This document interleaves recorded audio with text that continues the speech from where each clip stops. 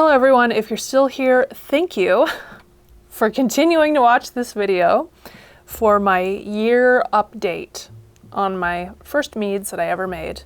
I hope that you liked the first half with my cousin. So originally I was going to film this tasting video with Miss Nina from Rag & Bone Meadery. I went up to her place for an evening and I had totally planned on getting her to do this tasting with me, but by the time I got there, I was so tired. I'm here on my own doing this section of the tasting. Now, my traditional mead, I did bust this open with Nina because I wanted her to try it. I wanted to see what she thought of it, and I wanted to try it too. I was very curious. So the thing with this traditional, actually, is that it's basically a CS Brews mead. I had watched a video on their traditional back when I made this one and totally based this off of it. So I think the only difference is that mine was probably a little bit drier. So I used 3 pounds of Apatera honey. I had steeped 1 black tea bag. I used D47 and I used a half an orange peel. And there was like a boiling, like you boil it for 10 to 15 minutes and then, you know, you steep the tea bag and stuff. I think the main difference between what I did compared to what they did, what Brian did, is I did use Fermaid Go and Nutrient, I believe. I think this is the first time I used nutrients. Yeah, so this went completely dry and I added honey, but I didn't record what my final gravity was. I added it to taste. So I think that this is pretty dry, actually. Wow, holy moly. Why did I pour so much? Oh I just realized how much I dumped in this glass. That's way too much. Oh shit, what am I thinking? This is a tasting video. Oh my lord, wow, I just poured myself a glass. So on the nose, actually you get a really nice honey character on the nose. I do still get like an ethanol burn, even though I think this ended at just under 15%. It's been sitting bottled for a year, over a year now.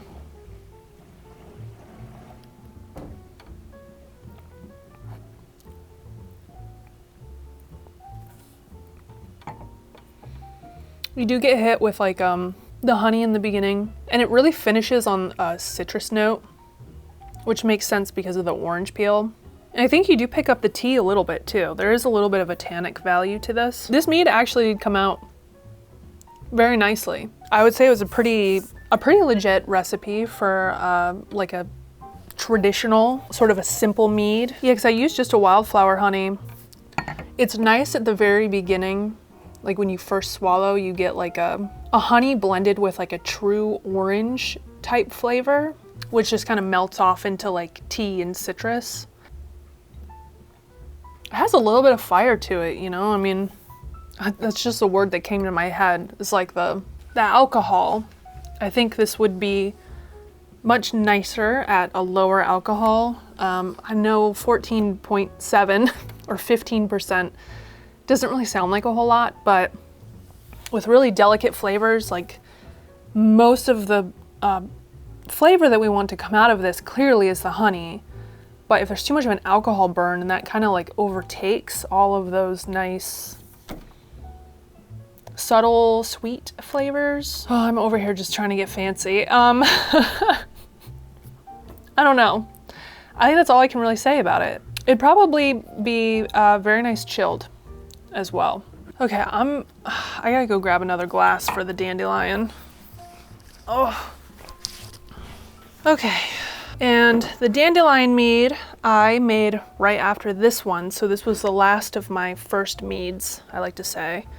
They're the first 5 that I ever made. Ooh, that like spit at me a little bit, holy moly, okay. The dandelion I know also has a kind of a dryish white wine sort of vibe to it.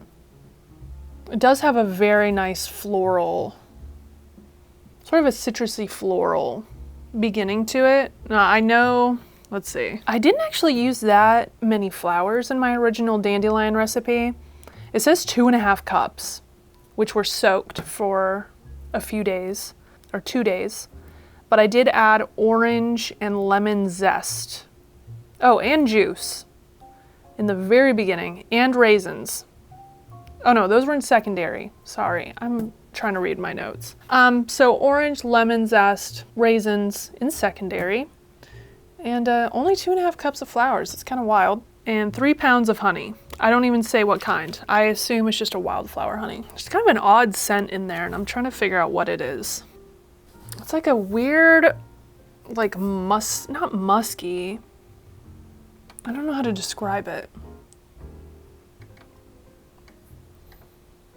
Definitely like a dry white wine. Definitely. I do like the orange lemon combo. You can almost at this point pull the 2 flavors apart, even though it's not like the most forward flavor. You know, it comes up second behind honey. I'd be interested to know how my new dandelion recipe turns out compared to this one. It's been quite different. Honestly, both of these meads turned out pretty good. If I had to change anything, I'd probably sweeten them a little bit more, just add a little bit more honey.